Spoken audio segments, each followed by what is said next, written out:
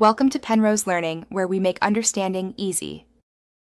You start by confirming your carrier allows caller ID blocking, call them, or check account settings. Once done, decide temporary per call block or a permanent block on outgoing calls. You should have your phone in hand and the account password ready because carriers often require verification. Now, on your phone, open the dialer or settings app.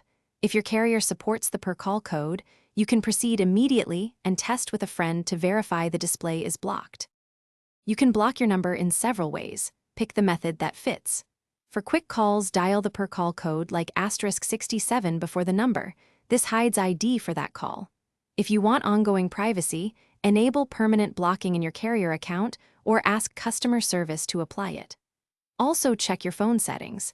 Turn off Show My Caller ID in iOS or Caller ID on Android. Make sure to test each method, because carriers and regions differ in behavior. To finish, you test the result by calling a second phone and confirming it shows as private, blocked, or no caller ID. If it still shows your number, you need to contact your carrier and ask them to check account-level caller ID settings or any overrides for emergency services. If carrier solutions don't work, consider using a third-party app, VoIP service, or temporary burner number for privacy. One troubleshooting tip: airplane mode toggle and reboot can clear cached network settings. Try that before calling support.